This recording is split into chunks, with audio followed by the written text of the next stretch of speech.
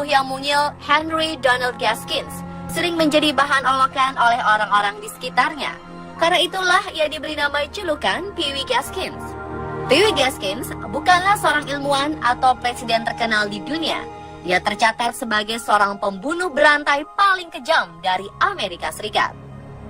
Ia melakukan banyak sekali pembunuhan keji yang dinamakan coastal kill di dekat pantai Amerika bagian selatan.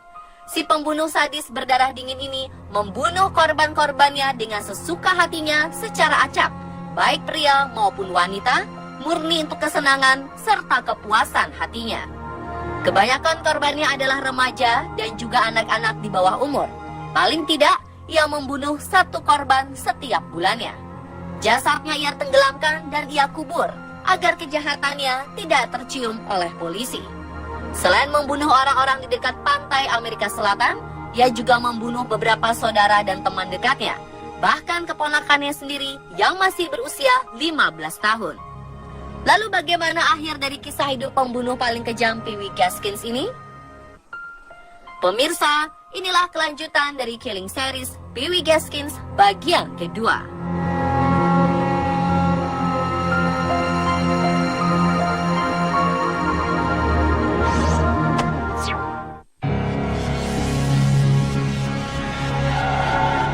November 1970, Gaskins melakukan pembunuhan pertamanya terhadap beberapa saudara atau kerabat dan teman-teman dekatnya.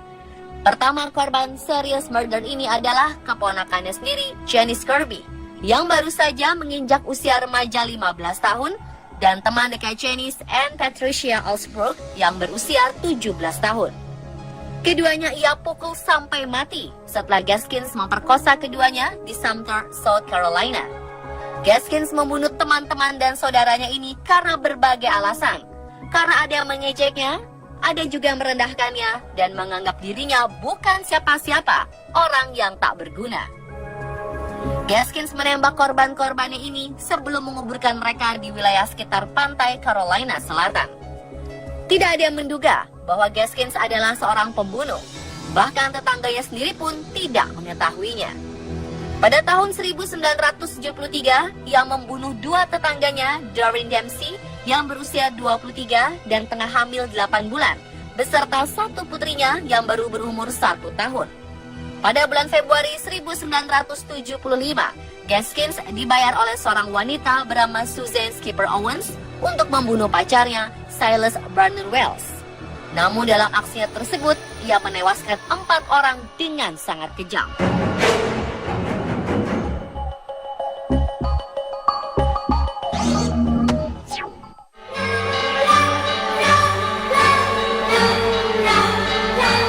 Peribahasa, sepandai-pandainya tupai melompat, akhirnya jatuh juga ke tanah, sangatlah pas menggambarkan kasus yang dilakukan oleh Gaskins. Pihak berwajib akhirnya mengetahui pembunuhan ini ketika seorang bernama Walter Neely menjadi saksi mata Gaskins membunuh Dennis Bellamy yang berusia 28 tahun dan Johnny Knight yang berusia 15 tahun. Neely mengaku kepada polisi bahwa Gaskins telah menceritakan rahasianya kepadanya. Gaskins menceritakan bahwa ia telah membunuh beberapa orang yang dilaporkan hilang selama 5 tahun belakangan di daerah South Carolina. Ia juga menunjukkan padanya di mana ia mengubur korban-korbannya tersebut. Berdasarkan keterangannya, polisi berhasil menemukan 8 jasad hasil kejahatan Gaskins. Pada tanggal 14 November 1975, Gaskins akhirnya ditangkap oleh pihak kepolisian atas kasus yang sangat serius.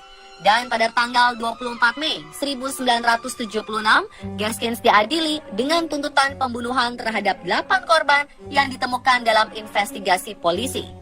Dalam hasil pengadilan tersebut, Gaskins dinyatakan bersalah dan dijatuhi hukuman mati.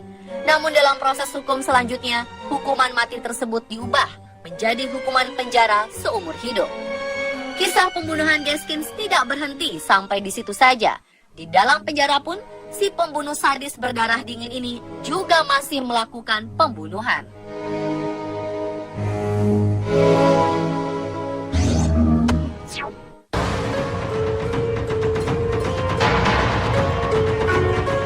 Di dalam penjara, Gaskins melakukan pembunuhan seorang bernama Tony Cimo membayar Gaskins untuk membunuh seorang narapidana bernama Rudolf Steiner.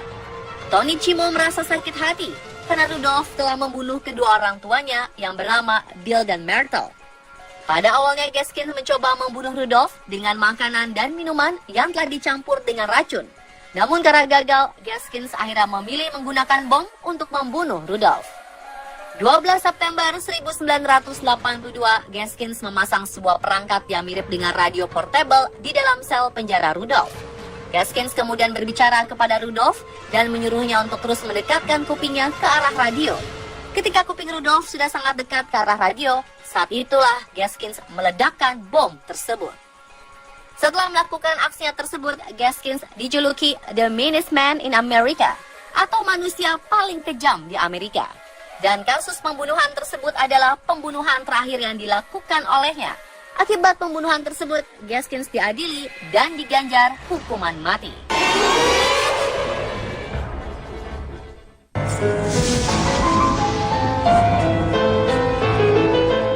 Sesaat setelah Gaskins jatuhi hukuman mati, ia membuat pengakuan yang mengejutkan semua orang. Yang menceritakan kisah hidupnya kepada seorang wartawan bernama Wilton Earl dan mengaku telah membunuh 100 hingga 110 orang, termasuk Margaret Pecutino yang dilaporkan hilang. Margaret adalah seorang putri dari seorang senator James Cutino yang kala itu masih berumur 13 tahun. Semua pengakuannya tersebut tercatat dalam buku autobiografinya yang berjudul Final Truth.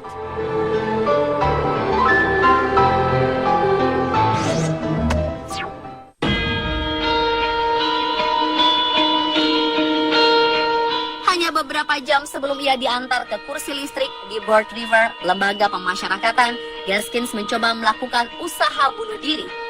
Ia mencoba memotong pergelangan tangannya menggunakan pisau cukur yang disembunyikan dari para penjaga penjara. Dan usahanya tersebut gagal. Eksekusi mati di kursi listrik tetap dijalankan sesuai putusan.